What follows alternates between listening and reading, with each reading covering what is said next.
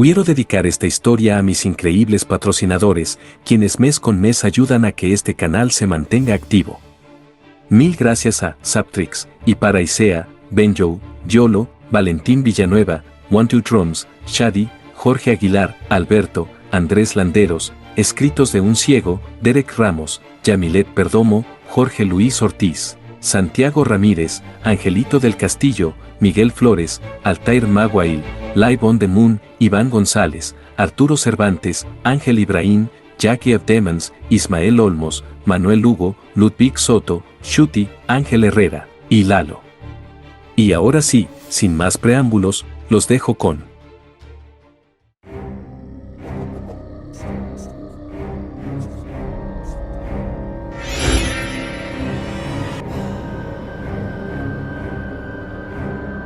El dedo de Malekith.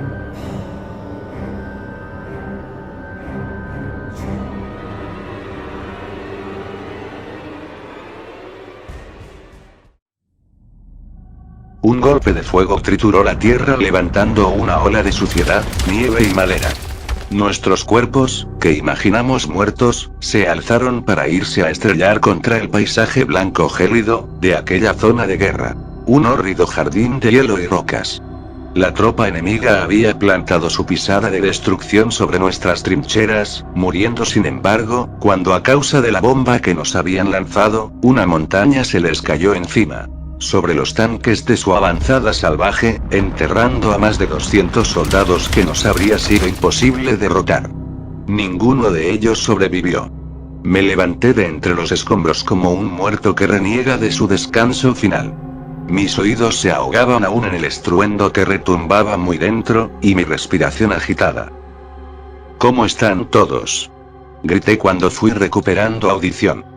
Ya éramos 9 de pie, salidos de la necrópolis fallida. Faltaban Dmitri y Kursk. Los demás se habían dado a la búsqueda, hiriendo a la nieve con trozos de madera y sus mismos fusiles. A mí otra cosa me llamó la atención. Quizás por el trauma del reciente ataque, o la impresión insalvable de seguir de pie, a pesar de él. Y así mi interés se centró más y más en un pedazo de carne que vi a lo lejos. Caminé hundiéndome y tropezando con los pedazos de tanque, hacia el centro de la explosión, y levanté con extrañeza lo que solo de cerca reconocí como un dedo. Un dedo humano mutilado.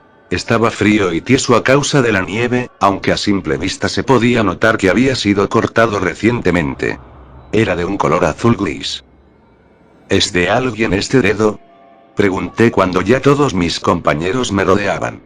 Después de que cada cual contó los propios, concluimos que no pertenecía a ningún integrante del pelotón. Era insólito, pero ninguno de nosotros había tenido heridas graves, y mucho menos mutilaciones.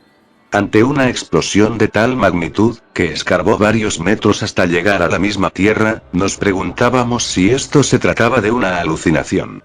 Piotr señaló mi mano mutilada, pero enseguida recordó que esto había sucedido hacía mucho tiempo, cuando una metralla me había volado el dedo anular, desde la palma.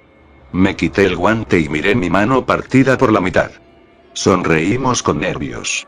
Hasta aplaudimos, sobresaltándonos ante los ruidos ocasionales, porque no sabíamos si alguno de nuestros enemigos iba a emerger de repente desde el fondo del hielo para continuar el ataque. Kursk liberó su ansiedad dando unos disparos sobre la montaña caída, descargando su conciencia al mismo tiempo que las municiones. Y es que, a pesar de no haber dado un solo disparo, habíamos hecho sucumbir al enemigo. Ahorra balas. Le recomendamos. El acto divino quedó descartado cuando una parvada de cuervos cayó sobre la nieve para descarnar a un cadáver que asomaba el rostro. El planeta respiraba a través de cada criatura, y solo en esas circunstancias comprendías el hambre, que no es nuestra, sino de él. Del planeta, que observa, siente y tiene lujurias a través de nosotros.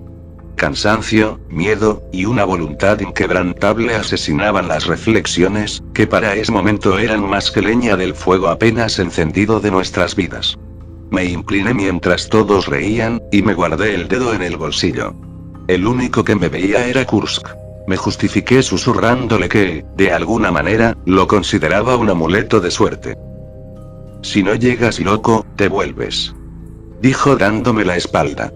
Mas yo pensaba que la suerte no se trataba de una locura, o de una paranoia. Era real, palpable. Lo que aún no podíamos descifrar eran los mecanismos que obraban a través de ella. Voltaire dedujo dos de sus ingredientes, preparación y oportunidad, pero no fue más allá. Lo que presenciamos fue un ataque certero de la naturaleza. El pico de un monte había caído sobre ellos, así nada más, en el momento exacto. Quizás un ataque de la misma patria, que ardía en deseos de defender sus fronteras. Lo que palpitaba en nuestros pechos era el dolor, que había reemplazado a todos los órganos, y nos hacía funcionar como a muñecos de lata. Por la ropa, aquel cadáver debía ser un oficial de alto rango. Espantamos a los cuervos con un disparo, y le dimos un funeral con el mínimo respeto. Le hicimos una cruz improvisada, y dimos las gracias al cielo y a los caídos. Kursk solo lo escupió y se fue. Me había quedado con su larga gabardina porque el clima rugía iracundo y los cristales de nieve se clavaban en la piel como lancetas. Dmitri me palmeó la espalda. Como entres con eso a la ciudad, te van a llover disparos. Dijo sonriente. Le arranqué las insignias al abrigo, pero no me lo quité. Y tú con esa cara de perro, ten cuidado de que te usen para un estofado. Su risa ocasionó un pequeño alud. Caminé colina arriba, para verificar que no hubiese prisioneros. También para recolectar armas, y otras provisiones del enemigo. Todos los demás tomaron rumbo al pueblo, a la taberna, donde beberían y recuperarían fuerzas para el siguiente ataque. Un extranjero aliado de apellido Muller, tenía una bodega bien abastecida, escondida dentro de un búnker subterráneo, debajo de su taberna. Ahí todo el pueblo se podía ir curando el hambre y la sed, ante el bloqueo infernal del enemigo. Nadie sabía cómo hacía para obtener la despensa. Algunos afirmaban que ese viejo loco llevaba años abasteciendo sus bodegas, una práctica heredada de su padre. Lidiábamos con una invasión extranjera, dirigida por un hombre que se creía a Dios, o más bien, el dueño de todas las vidas humanas. Detrás de él, por supuesto, había un poder más grande, una fuerza maligna de proporciones inimaginables. Ni siquiera puedo explicarlo, no soy un hombre inteligente, y apenas terminé el 5º grado leyendo libros que los voluntarios nos hacían llegar en el frente. ¿Quién diría que uno de esos voluntarios, que llevaban libros y revistas a las tropas, se iba a convertir en el principal estratega del enemigo? Y todo a cambio de un puesto en esas logias. Bueno, ninguno de nosotros podía juzgar a ese chico. Jugaba con estos pensamientos, y con el dedo que había encontrado, sintiendo su forma entre los míos, e intentando doblarlo con esfuerzos apenas para no romperlo. Visité varias casuchas abandonadas sin más que perros muertos, y espíritus hechos sombras. Me instalé en una cabaña acogedora, a pesar de toda la desolación. Parecía que alguien la había habitado recientemente. Pude beber vino y aceitunas en lata. De igual manera me dejé ser humano al acurrucarme en un mullido sofá, dispuesto frente a una lámpara horrible.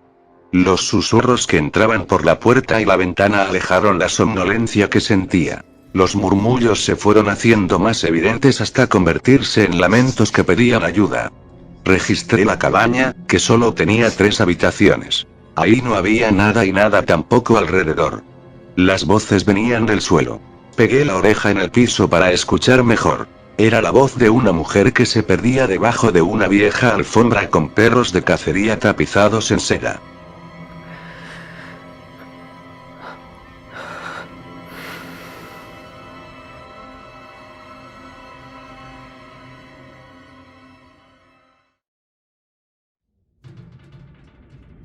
Levanté la alfombra y descubrí una puerta.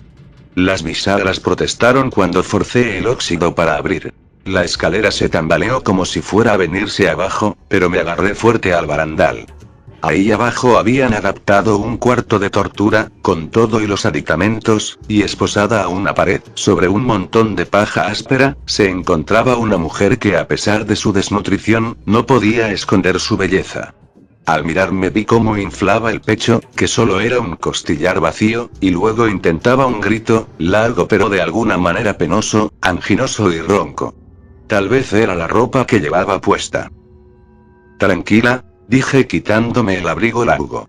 Ella sollozó como para calmarse a sí misma. Sus ojos hundidos en ojeras brillaban como dos monedas que el barquero no había querido llevarse, por simple pena. Cuando me acerqué a ella, con un movimiento rápido, me rebanó el brazo derecho. Para la profundidad de la herida la sangre que acudió fue poca. «Aléjate de mí», chilló la mujer, convertida en un perro inseguro y abandonado. «No quiero lastimarte», le dije envolviéndome la herida con un jirón de tela. La sangre se congelaba a apenas brotar. «Libérame, cerdo, déjame ir ya», exigió la mujer sacudiéndose en las cadenas. «Eso quería», respondí acercándome esta vez con más cautela. Le pedí que tirase el cuchillo con el que me había tajado, y me permitiera estar cerca. Lo consideró un momento, pero finalmente lo soltó. La daga cayó al suelo e hizo un ruido punzante que apuñaló mis oídos. «Eres delicado para ser militar», dijo cuando la estaba liberando. «Mis oídos son mi debilidad», dije forzando por fin las esposas que llevaba. Ella corrió al otro extremo de la habitación, y aliviándose las muñecas, añadió: «Sí, también la mía».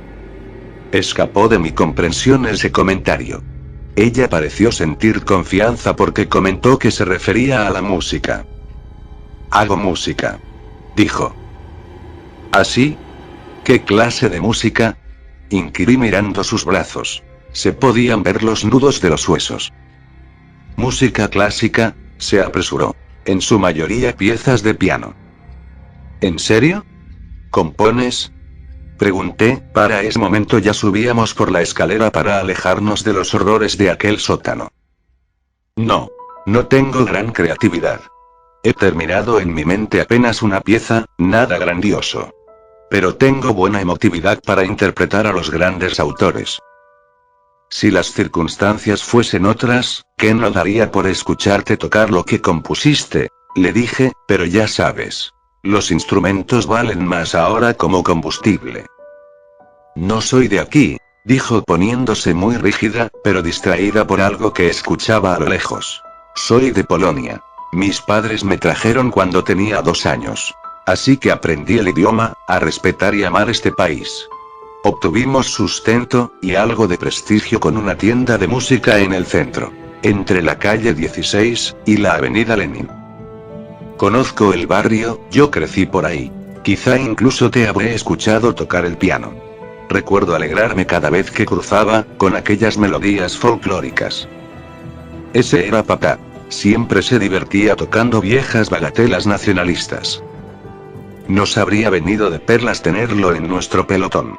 Aunque lo que yo más disfruto son las marchas.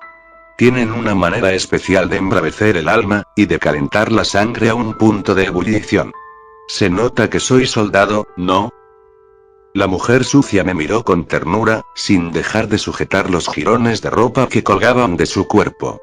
No se quiso poner la gabardina del ejército enemigo, a pesar de estar apretando cada orificio por el frío. «¿Por qué usas la ropa del enemigo?», preguntó, pues yo sí me cubrí el frío con ella. «Solo es por el clima», aseguré cerrando los botones dorados, que tenían grabada el águila del imperio enemigo. Removí la cobija del sofá y se le eché encima para calentarla. Ella agradeció inclinando la cabeza. Me senté en el sillón y ella hizo lo mismo. «¿Qué es lo que más te gustaría hacer en este momento?», le pregunté para que se quedara conmigo. La vi ponerse pálida y estar a punto del colapso. «Escuchar a mi padre tocar el piano», dijo cerrando los ojos. «¿Se lo llevaron las cuadrillas de la muerte?», pregunté quitándome el alma y colgándola en el perchero. «No, por suerte un lado más amable de la muerte se lo llevó. Le dio un infarto cuando estaba tocando el piano. Nadie estaba para ayudarlo. Cuando llegamos se oía que tocaba el piano, pero era un cuervo que caminaba por las teclas. Como si tocara un opus de Obito. Luego voló por la ventana, como si fuera su espíritu. La guerra ya había hecho mucho daño al país, y eso fue demasiado para su corazón gentil». «Lo lamento», dije abrazándola, intentando no herir su fragilidad corpórea. «Te dije que había sido una suerte. No deberías lamentar algo que alegra el alma de otros. A menos que seas un cínico». Solo lamenté la ausencia, no la manera en que pasó. dije midiendo bien las palabras que usaba, porque su fragilidad emocional superaba con creces su deteriorado aspecto físico. No es tu culpa. Las personas en general no tienen una noción real de lo bueno y lo malo. Quieren vivir a toda costa, pero ¿para qué vivir en un mundo dominado por el mal? ¿No es eso igual a preservar el mal? ¿Preservar? Tener hijos es preservar al espíritu libre. Esa semilla que está dentro de todos nosotros, y que cuando regrese el clima necesario germinará. Respondí. Ella me miró a los ojos. Haces creer que los tiempos difíciles son estos, pero antes no estábamos mejor. El gobierno espiaba a su propia gente, y vio en nuestras vidas normales y diarias un intento de traición. ¿O ya se olvidaron de los comités de vigilancia? Cualquiera podía ser mandado a la horca por una simple sospecha sin fundamentos. Este jardín de muertos es muy parecido a los muertos en vida que teníamos antes. No supe qué decirle, ella tenía un gran argumento, pero mi nacionalismo y mi entrenamiento militar me hacían indiferente a todas las evidencias. Lo que el enemigo busca es asesinarnos, no solo controlar nuestras vidas. Han cortado ya cualquier comunicación con el exterior, incluyendo suministros. Estamos a un par de días de que se agoten las reservas. Ellos ya evitan casi cualquier confrontación, y ya solo mandan a algunas tropas a debilitarnos, y destruir nuestras provisiones. Apenas detuvimos a un pelotón enviado para saquear Corballa, una provincia donde todavía se consiguen toda clase de víveres.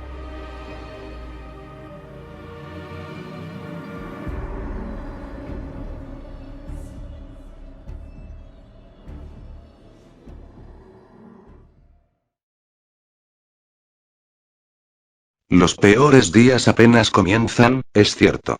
Pero ellos no quieren nuestra rendición. Quieren esta ciudad alfombrada con nuestra sangre. Los infelices pobladores todavía no saben lo que viene. Me llamo Salima, dijo abrazándome, ahogando su sufrimiento al cerrar los ojos y evadir el tema. Es un hermoso nombre. El mío es Piotr, dije sintiendo cómo su peso liviano caía todo en mis brazos. ¿Estás conmigo? Le pregunté, pero no respondió. No estaba muerta porque respiraba, pero con apenas 2 mendrugos de pan que encontramos en la cabaña no lo lograría. Teníamos que llegar al pueblo. La cargué hasta el paso de Querón, un punto estratégico donde podías conseguir que alguien te llevara, si después le invitabas una cerveza y pan. ¿Ella está bien?, me preguntó el chico que conducía la vagoneta. Apenas, le dije, llévanos a la taberna, todos necesitamos comer. La taberna se encontraba en el centro de Belakovo, una aldea fantasma, gris de tanta nieve, fortificada con 2 torres, con pobladores unidos que consumían apenas lo necesario para sobrevivir y se ayudaban unos a los otros. Éramos una dura resistencia militar incluso antes de la guerra. Por eso, aunque Salima atacara este régimen, gracias a eso habíamos sobrevivido. Los francotiradores en azoteas nos dieron el paso y llegamos a nuestro destino soñado. Müller me saludó afectuosamente dándome un abrazo. Era como un oso peludo y grande. Cerveza. Supliqué dejando a Salima en un camastro al fondo de la habitación privada donde se realizaban encuentros pasadas las 12. La comida caliente no tardó en llegar, al tiempo en que la amenidad de una charla daba calor al lugar. Un organillero empezó a tocar, y a su ritmo las anécdotas, una tras otra. La de Müller fue única.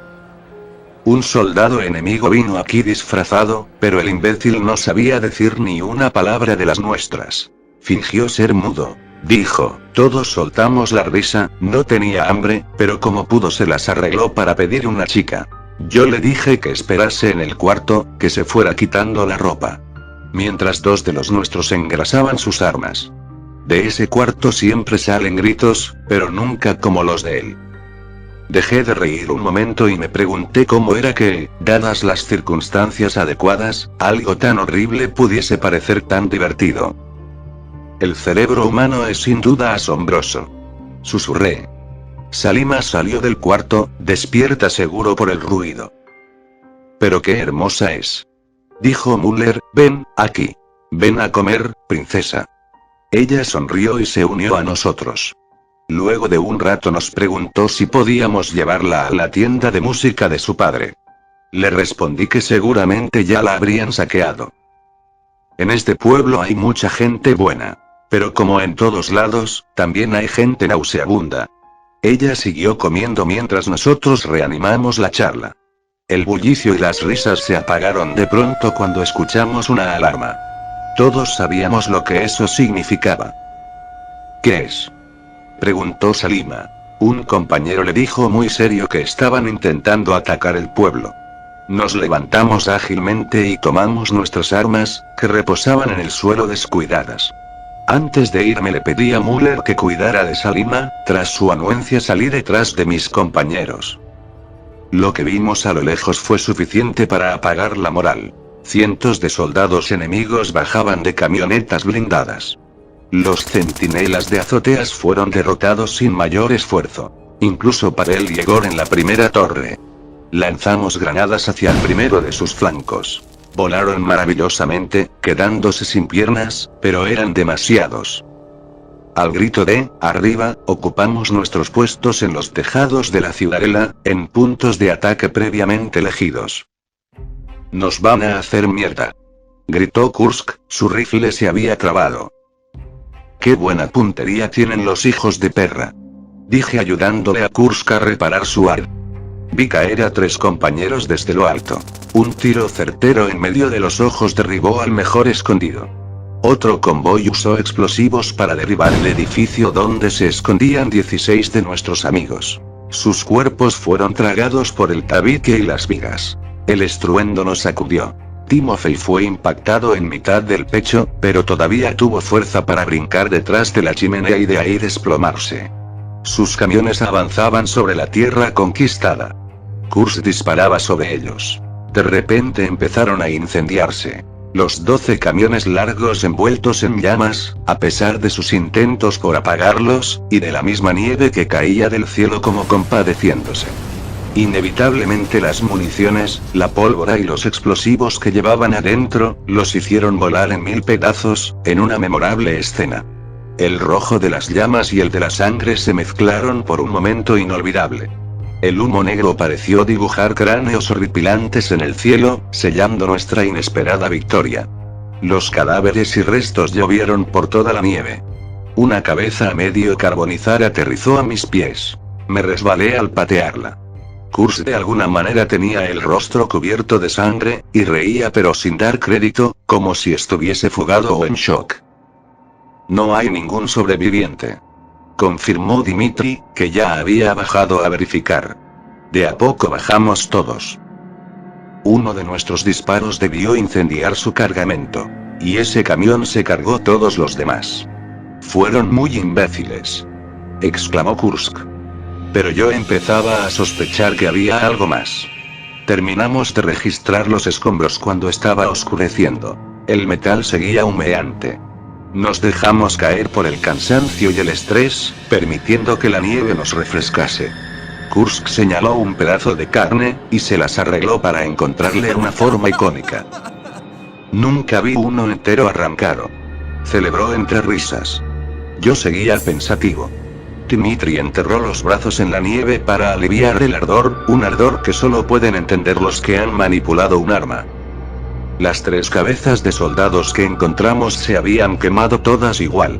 Del lado derecho, les faltaba un ojo, y parte de la mandíbula. «¿Esto es normal?», preguntó Dimitri poniéndolas en fila. Los demás soldados ya habían regresado a sus casas, pero nosotros 3 seguíamos sobreanalizando las cosas. «Si estaban en el mismo lugar al momento de la explosión, sí, ¿por qué no?», dijo Kursk, más interesado en un rifle enemigo que encontró entre los restos. No quise dar mi opinión, fingí que estaba cansado. «Debemos regresar a nuestro cuartel no oficial, la taberna de Müller», les dije. Caminar con la victoria en los hombros era más pesado incluso. Kursk dijo de pronto algo que me hundió aún más en divagaciones. «Sí que fue de suerte ese jodido dedo». Lo dijo por decir, así nada más, pero para mí fue como un relámpago. Mantuve sus palabras en el aire, reaccionando solo cuando ya se había dado la vuelta.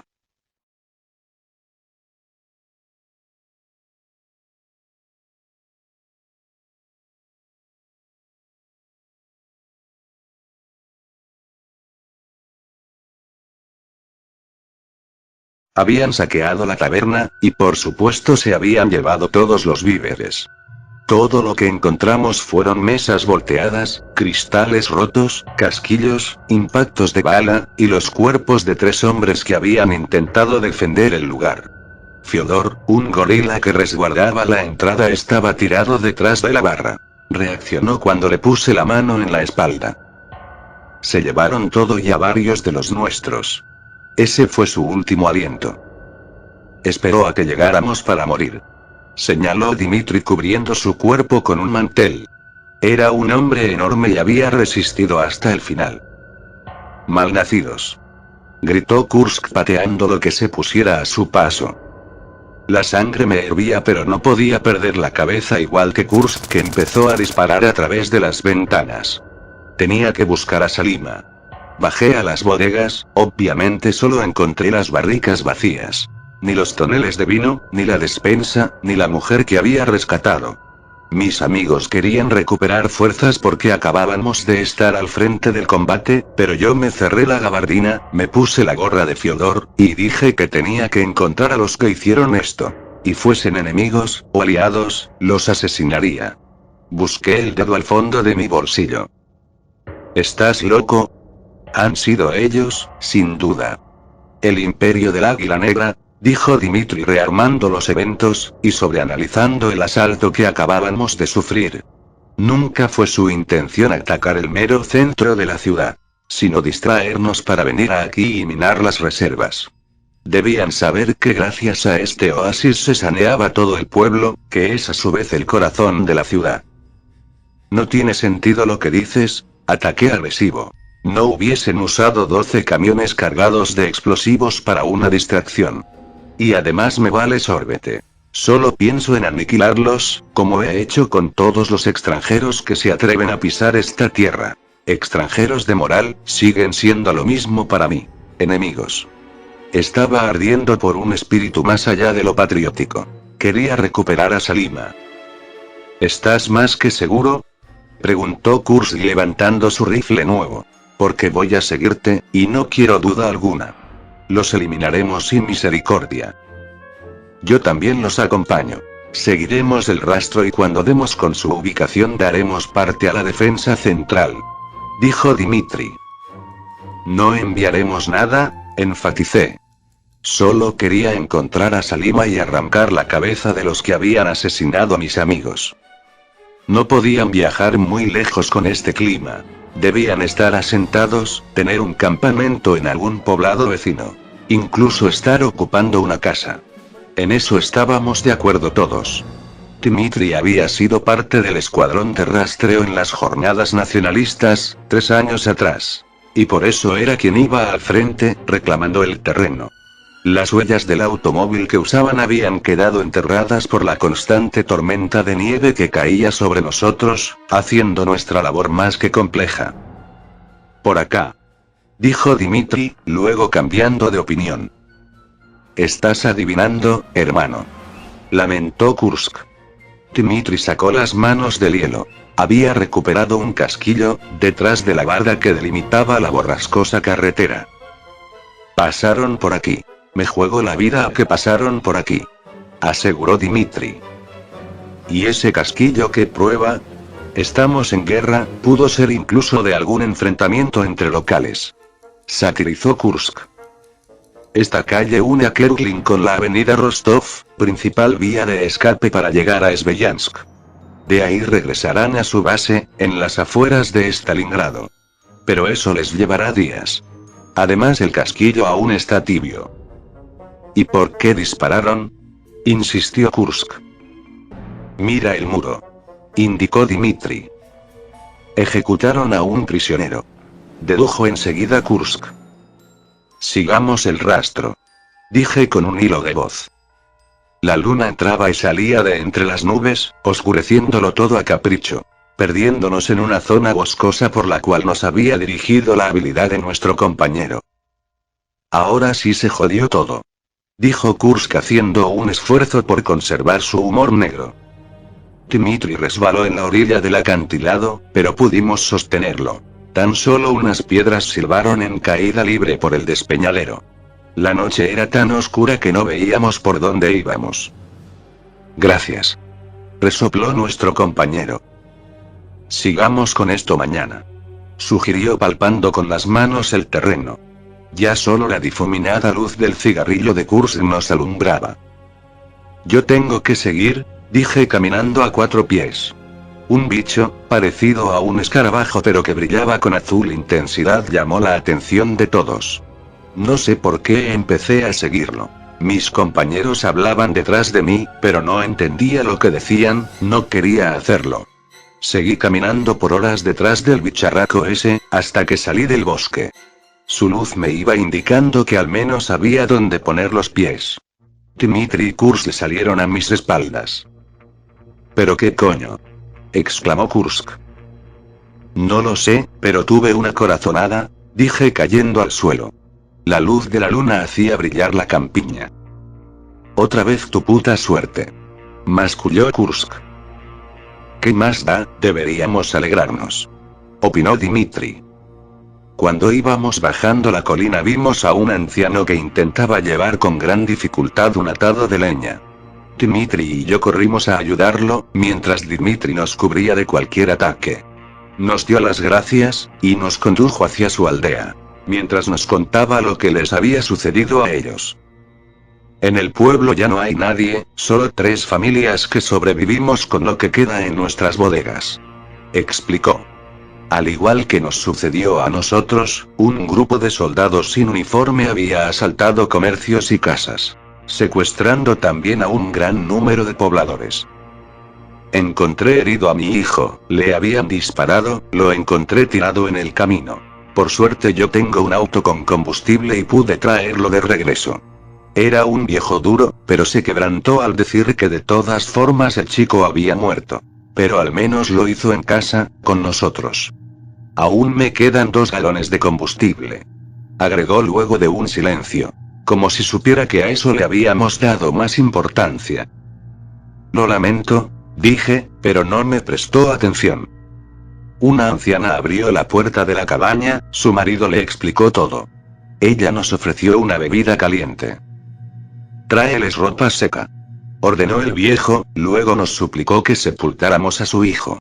El cuerpo seguía en la habitación, cubierto por una sábana. Hoy era el último día que lo velaban. En Leningrad la gente protege sus creencias igual que sus vidas. Mientras escarbábamos el agujero, el viejo tallaba la cruz, valiéndose solo de una hoz. Jadeaba como perro por el frío.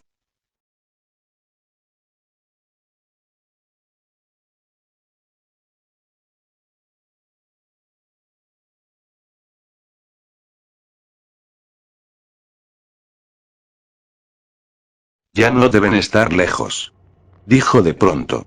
Mi hijo alcanzó a decirme que había escapado de la base enemiga. Estaba malherido, seguro no está lejos de donde lo encontré. ¿Quién sabe qué cosas les hacen ahí? Nada bueno seguramente. Continuó tallando el nombre de su hijo, Timofey. Me llamó la atención que se llamaba como nuestro amigo, también muerto. Aquella pobre mujer no resistiría tanto. Aunque había mucha fuerza en sus ojos, una resistencia infinita en la cuerda de sus ojos, eran como atados, tensos, siempre sujetando algo, esa gota de optimismo negro que era su pupila. Cuando volví de divagaciones me di cuenta que habíamos cavado una fosa enorme, mi cabeza no alcanzaba a asomar al ponerme de pie.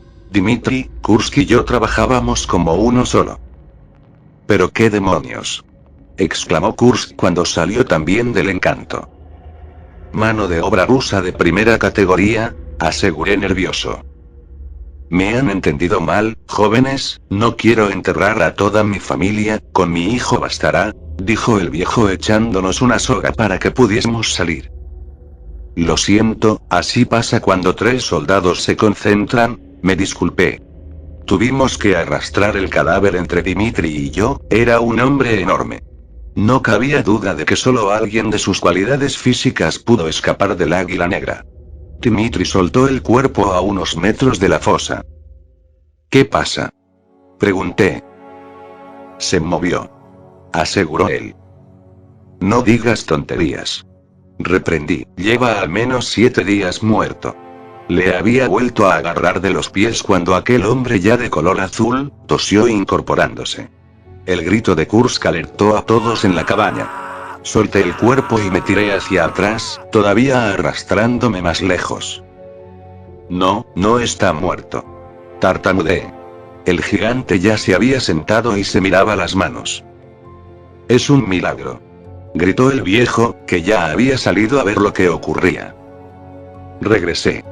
Dijo el gigante, refiriéndose quizás a que había escapado del enemigo, o a su más impactante escape de la muerte. Había dos posibles explicaciones para tan asombroso suceso. La primera, no estaba muerto, yacía congelado recuperándose de las heridas, y el calor de las velas y de las personas en el último rezo lo había despertado. O, lo que yo comenzaba a creer con más fuerza. El dedo. El dedo hacía de las suyas otra vez. ¿Qué más podía esperarse de él? Era un dedo demoníaco con increíbles poderes. Todo podía tener una explicación, pero seguía pareciendo insensato. Dejamos que las cosas tomaran su rumbo. El chico parecía confundido, pero reconoció a sus padres. Nos disculpamos diciendo que teníamos que rastrear al enemigo, para poder irnos de ahí cuanto antes. Pasen la noche aquí, recuperan fuerzas, y salen a primera hora mañana, ofreció el viejo, que no cabía en sí de alegría. Tenemos que recuperar a los nuestros, dije, y él lo comprendió. El hombre de 2 metros se quitó todas las cobijas de encima y pasando a través de sus padres dijo que iría con nosotros. Necesitan un guía, el camino es enrevesado. Espetó. El viejo se aferró a su brazo. No irás, no te dejaré morir 2 veces. Acabas de regresar de la muerte. Gritó. Hazle caso a tu papá. Estás débil, y no sabemos si aún estás malherido. Dijo Dimitri. ¿Les parezco débil? Cuestionó el chico levantando el brazo, que parecía más el tronco de un árbol.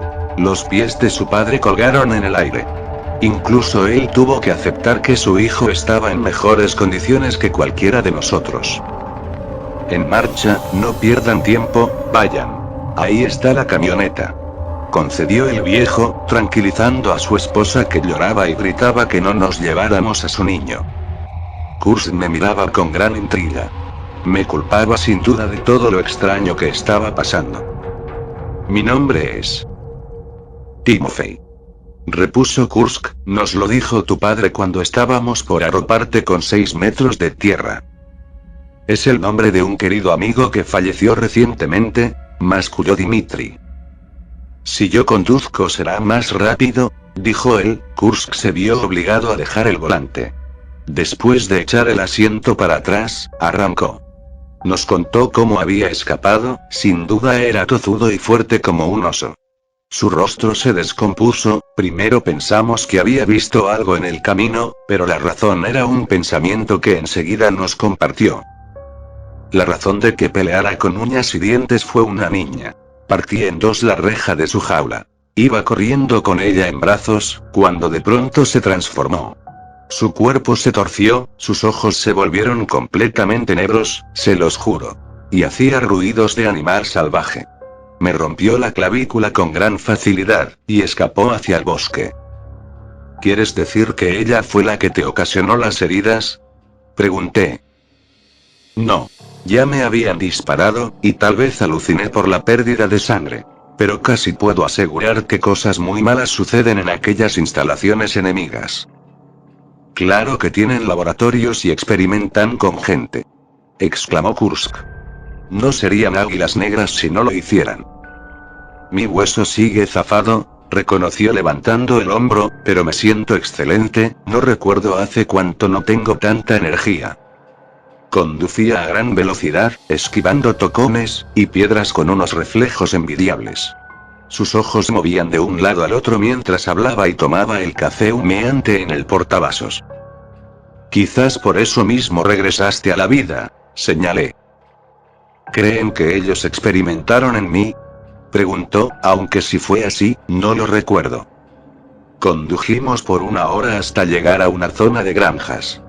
Apenas entramos a la zona fangosa, varios soldados salieron a nuestro paso y empezaron a dispararnos. La lluvia de proyectiles obligó a Timothy a tomar una acción evasiva. Todos abajo. Grité lanzándome al suelo de la camioneta y cubriéndome la cabeza con los brazos. Los disparos cesaron, parecía que los soldados combatían con alguien más. Me asomé un segundo. Parecía que peleaban entre sí, se disparaban entre ellos. Aprovechamos esta distracción para atropellarlos. Varios rasguños de bala, heridas más o menos profundas, pero una vez más estábamos vivos. Aquel acto fue el más extraño, y esta vez ninguno de nosotros pudo encontrarle explicación. Gracias Dios, dijo Timothy santificándose y besando un crucifijo de madera en su cuello. Yo mientras tanto buscaba mi talismán personal, aquel dedo. No lo encontré en ninguno de mis bolsillos. Mi pecho empezó a palpitar.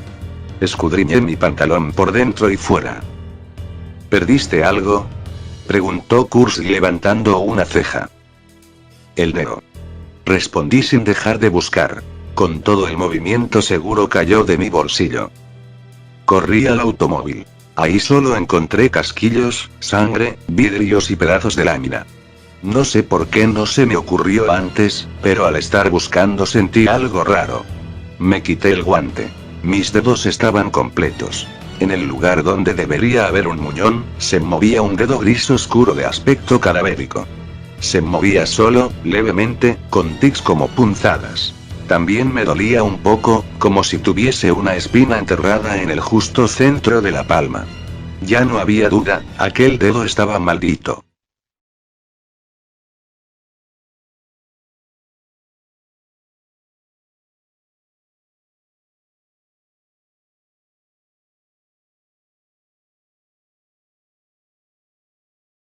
No les dije nada, me puse otra vez el guante antes de salir de la camioneta. Hay que resguardarnos en el edificio antes de que salgan más soldados. Les grité. Dimitri dijo que no alcanzaba a comprender lo que había sucedido. Timothy volvió a repetir que se trataba de un acto de Dios. Él está de nuestro lado, porque somos los justos. Y los invasores se los dejará al demonio. No, Dios no tenía nada que ver con esto. Timothy nos indicó por dónde debíamos entrar para no alertar a nadie. Usando un pasadizo al que tenían acceso los doctores, dentro de las paredes. La cerradura está abierta, vaya suerte, dijo él empujando la puerta. El pasillo era reducido de espacio y oscuro. Anduvimos a gatas y de ahí a las calderas. Sudábamos copiosamente pero no nos rendíamos. Revisamos algunas celdas, ninguno de esos era compañero nuestro. 10 bloques de celdas, muchas vacías. Rescatamos a las personas encerradas, les pedimos paciencia y que no hicieran ruido, mientras los guiábamos a la salida. Entre ellos 2 niños. Dejé que el instinto me guiara hasta otro bloque de celdas, en ellas por fin encontramos a 2 conocidos, visitantes regulares de la taberna de Muller. Es aquí, dije abriendo la ventilación y bajando con cuidado. Revisé todas las celdas pero no encontré a Salima. Su imagen se había apoderado de mi voluntad. Tenía que ponerla a salvo. Era tan frágil, tan noble, tan linda. Nunca sentí nada parecido al calor que sentí junto a ella. Y sus ojos tiernos. Váyanse, le dije a Dimitri. Ayuden a los prisioneros a escapar. No le dije que trataba de llegar a los laboratorios, seguro hubiese querido acompañarme, pero todo ahí sería más peligroso. Timothy prometió llevarse a todos los prisioneros al pueblo y Kursk se ofreció a ayudarlo. Dimitri sin embargo luchó por quedarse conmigo, al ser hijo único, siempre me consideró lo más parecido a un hermano. Timothy nos indicó el camino hacia el laboratorio. No sé si haya más, seguro que sí. Pero ese del que escapé es enorme. Teníamos que seguir el sonido de unos ventiladores grandes y ruidosos. Teníamos que arrastrarnos por 2 kilómetros de tubería, así que aproveché para contarle todo a Dimitri. Todo, desde que había encontrado el dedo. Como era de esperarse, no me creyó que aquel dedo fuese algo mágico. Dijo que yo estaba experimentando demasiado estrés, que todos estábamos en shock. Fue ahí que le mostré mi mano derecha. Al verla entera, con el dedo negro, no tuvo más lugar para titubeos. Él me conocía desde los 17, y sabía que desde los 19, ya solo tenía 4 dedos en la mano. Qué raro. Dijo sintiendo el dedo oscuro, está húmedo y tiene escamas, como si estuviese forrado con piel de serpiente. Señaló. Y no deja de brincar, añadí. Por eso todo ha salido bien. Teníamos una fuerza extraña actuando en nuestro beneficio. Es así, justo como lo dices. Lo presentí desde el principio, pero no lo supe hasta que se adhirió a mi mano. Pero, ¿a qué precio? Preguntó, la magia que otorga siempre se cobra con algo. O eso decía mi mamá. A ella no le gustaba desear cosas, ni siquiera buena salud. Porque decía que era más probable que a tus deseos los estuviese escuchando la cabra negra, el diablo.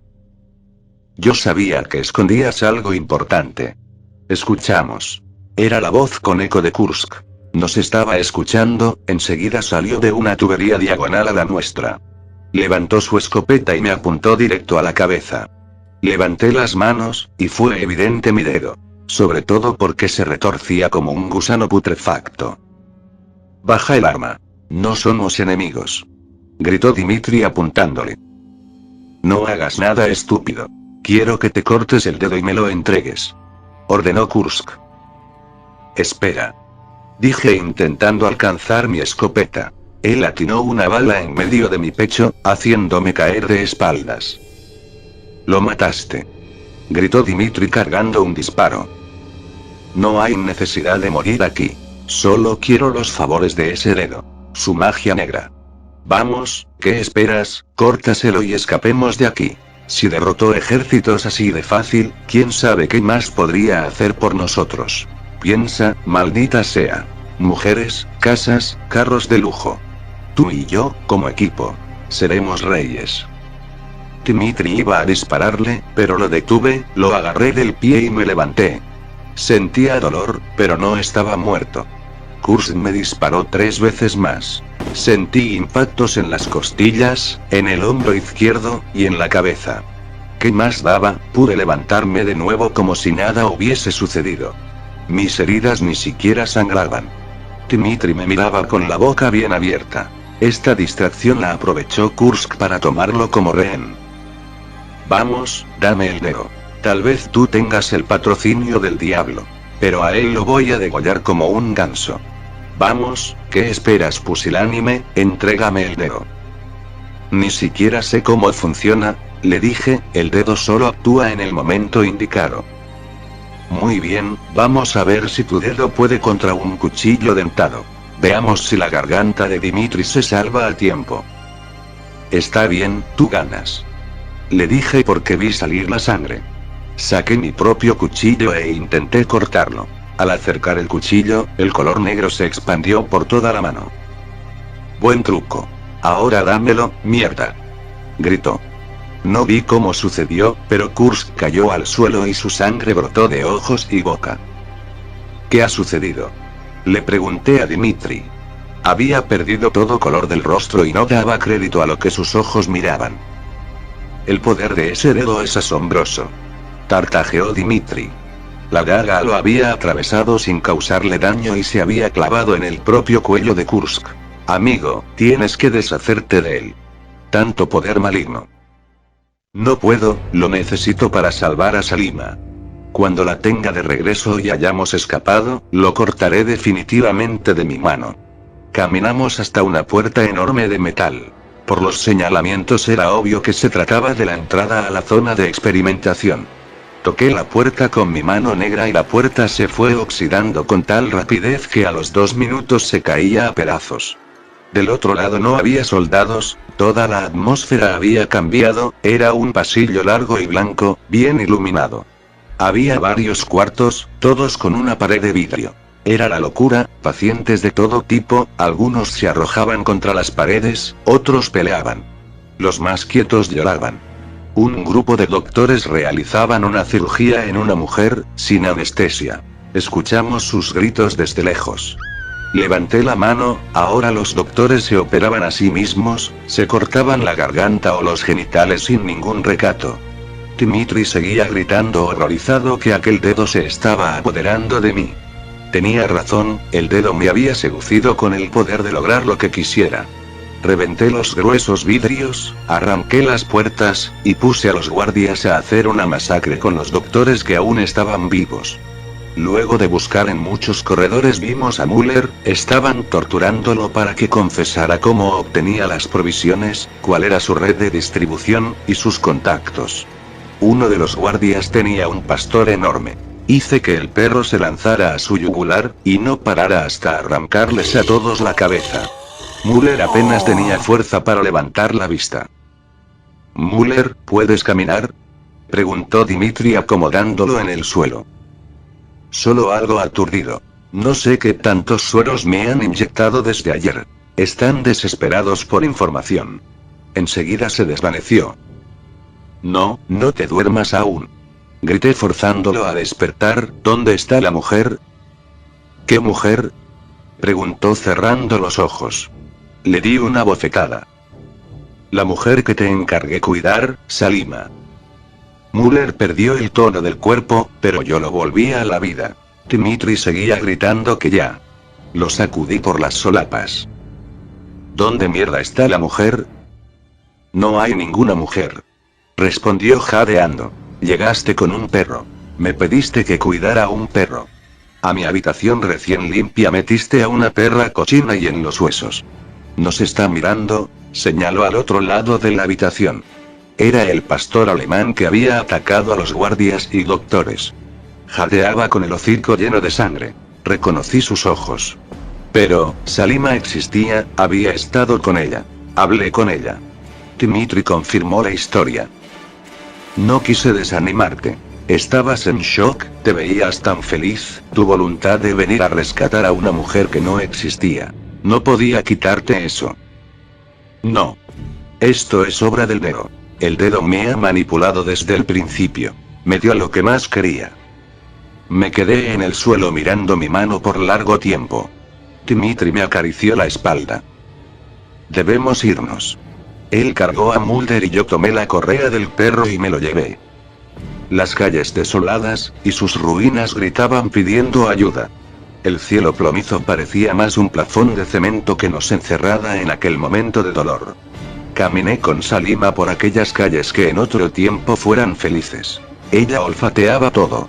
La guerra se había congelado, y ahora solo exigía la rendición de sus contrapartes humanas.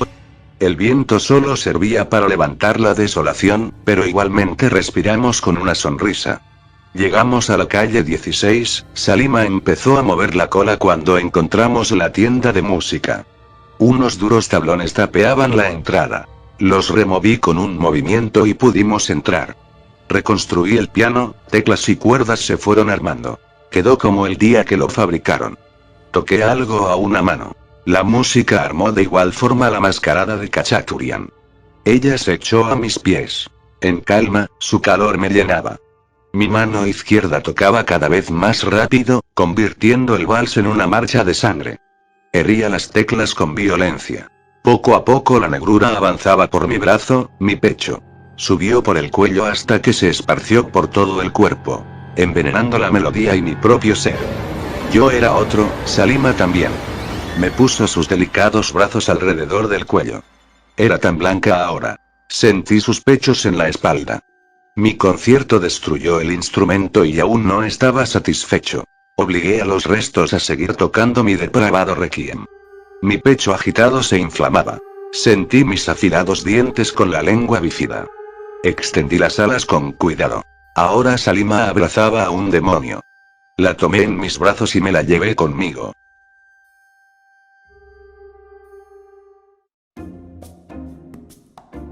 Y así termina este relato, pieza clave para entender la parte anterior del anillo de Kumis. Espero que les haya gustado, y que me dejen todos sus comentarios, opiniones, o saludos. Ya saben, muy pronto subiré la cuarta parte de esta saga, que llevará por título tentativo, La sangre del cordero. Muchas gracias por dar me gusta, y por recomendar el canal. Los quiero. Hasta pronto.